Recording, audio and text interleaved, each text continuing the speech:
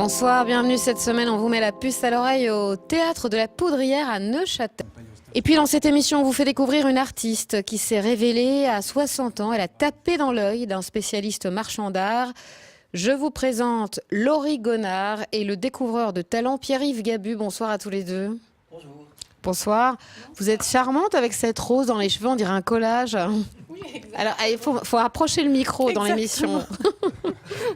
Et là, qu'on a trois figures de la culture de Châtelloise. Pierre-Yves Gabu, vous êtes marchand d'art, collectionneur, le fils du fondateur du musée d'ethnographie de Neuchâtel qui a fait rayonner cette ville dans le monde entier. Votre père était explorateur, vous êtes marchand d'art. On va maintenant parler de vous, Laurie Gonard. En voyant les collages qui vont apparaître à l'écran, Pierre-Yves Gabu a eu une révélation et s'est dit « Waouh, je suis en face d'une véritable artiste ». C'est ce qui vous est arrivé, Pierre-Yves Gabu ?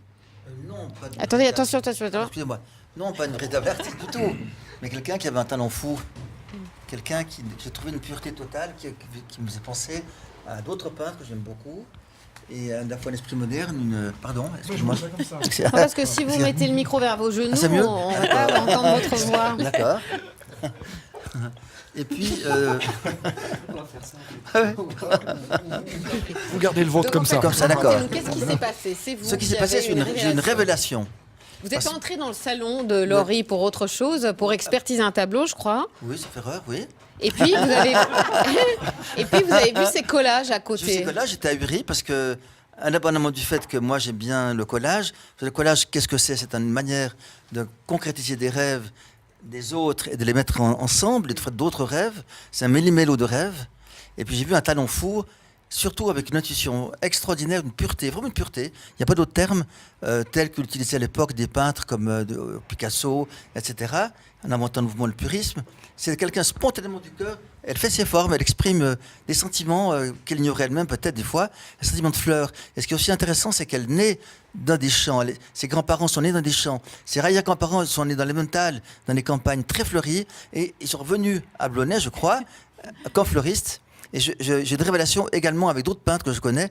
Le hasard veut que l'un s'appelle Beauchamp. Beauchamp est un peintre qui est très proche de Daniel Rousseau. Mais tous des fleuristes, tous des gens qui étaient purs et qui vivaient dans Dans les montagnes, et qui avaient des fleurs dans les cheveux, peut-être Voilà. comme Laurie Gonard. Du coup, vous allez l'exposer dès le 24 novembre aux portes de Neuchâtel, au centre. Non, c'est pas un centre.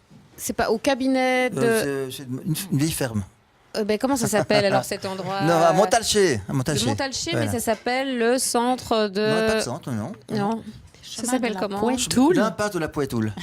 L'impasse de la Poëtoule, d'accord. Parce que moi, j'avais autre chose, mais je ne sais plus où c'est. Ben, c'est pas grave. Merveilleux collage. Donc, il y en a une centaine que vous avez peu réalisés, près, oui. qui vont Oui, être à peu exposés. Et il y a toujours une femme au centre de ces collages. Souvent.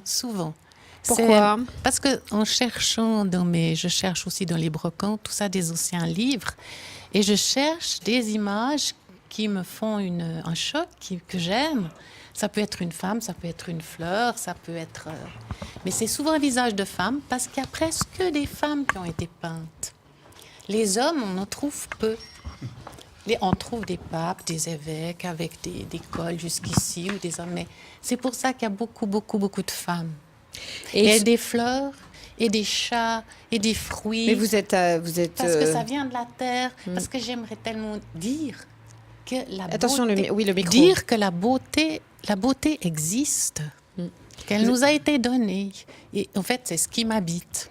Et c'est Je dis ce qui m'habite. Ça sort tout seul. D'accord. Vous dites Mais- ce qui vous habite dans l'art, et c'est une sorte de rayonnement, de positivisme comme ça, très Oui, fort. J'aimerais aller du bon côté. J'aimerais montrer ce qui est En fait, beau. le côté noir vous fait un peu peur, donc vous allez du côté Mais c'est-à-dire coloré, que le côté rayonnant. noir, on l'a tellement. Mm. Il est tellement partout. On nous le montre tellement. Et quelque part, je le nie pas, parce qu'il me touche tellement, mais quelque part, j'ai à dire que Qu'il y a autre le chose, beau qu'il y a quelque existe. chose de plus coloré. C'est presque quelque chose que j'aimerais crier. Vous devriez avoir un passage au téléjournal tous les jours. Non, Ouais. mais j'aimerais passage. le dire. Non, mais il y a eu une fois, Le vous savez, le crier, journal des c'est- bonnes nouvelles, ça n'a pas du tout marché. Oui, Les je gens sais. aiment aussi le côté noir. Oui. Et donc, ce sera vu au Ça me- cabinet d'expertise. Voilà. Voilà, j'ai le nom, le cabinet d'expertise des arts anciens. C'est pas juste l'avenue de la Poëtoule. Alors, dès le 24 novembre, au cabinet d'expertise des arts anciens. Il y aura une centaine de collages de Laurie Gonard. Superbe. Je vous remercie d'être venu, Laurie Gonard, Pierre-Yves Gabu. Merci à vous. Merci. Je rappelle que vos collages seront à voir dès le 24 novembre au cabinet d'expertise des arts anciens à Montalcher. Merci beaucoup.